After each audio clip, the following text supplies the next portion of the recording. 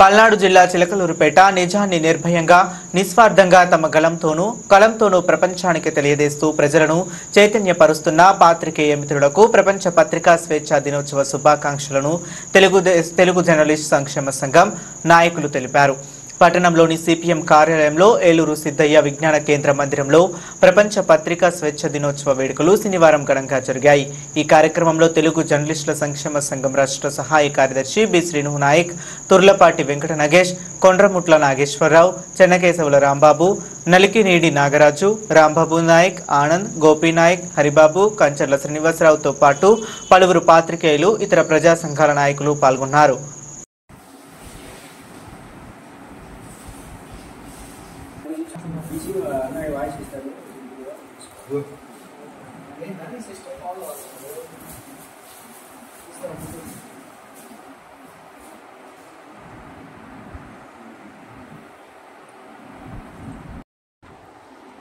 ఈరోజు ప్రపంచ పత్రికా స్వేచ్ఛా దినోత్సవ శుభ సందర్భంగా స్థానిక సిపిఎం కార్యాలయంలో ఉన్నటువంటి ఏలూరు సిద్ధయ్య విజ్ఞాన కేంద్ర మందిరంలో సీనియర్ పాత్రికేయులైనటువంటి అలాబక్షు గారిని, అదేవిధంగా పిట్ల శ్రీనివాసరావు గారిని, తెలుగు జర్నలిస్ట్ సంక్షేమ సంఘం, ఇతర ప్రజా సంఘాల ఆధ్వర్యంలో వారిని అత్యంత ఘనంగా సన్మానం చేయడం జరిగింది.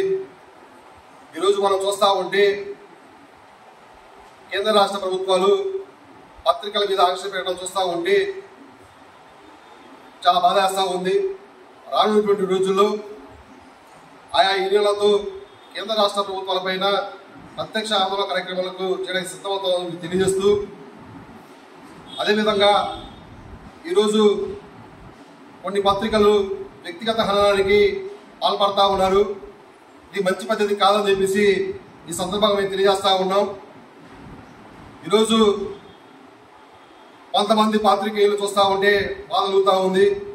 ఎందువల్ల అంటే నిజమైనటువంటి పాత్రికేయులకి రావాల్సినటువంటి అవార్డులు రివార్డులని కొంతమంది రాజకీయ నాయకులకు స్వార్థపూరితమైనటువంటి ఆలోచన విధానం వల్ల దేనికి పైనటువంటి వ్యక్తులకి రాష్ట్ర ప్రభుత్వాలు అవార్డులు రివార్డులు ఇస్తూ ఉంటే చాలా బాధ కలుగుతూ ఉంది.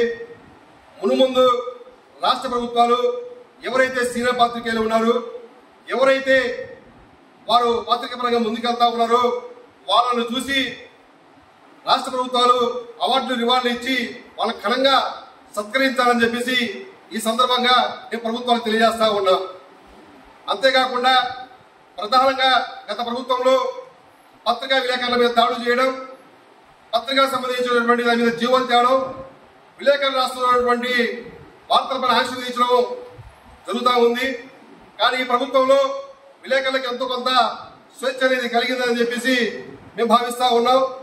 కాబట్టి ప్రస్తుతం కూటమి ప్రభుత్వానికి ఈ సందర్భంగా మేము ప్రత్యేకమైన కృతజ్ఞతలు తెలియజేస్తూ, ఈ కార్యక్రమంలో వచ్చినటువంటి సాటి పాత్రికేయ మిత్రులకు, అలాగే ఇతర ప్రజా సంఘ నాయకులందరికీ పేరు పేరున కృతజ్ఞతలు తెలియజేస్తా ఉన్నాం.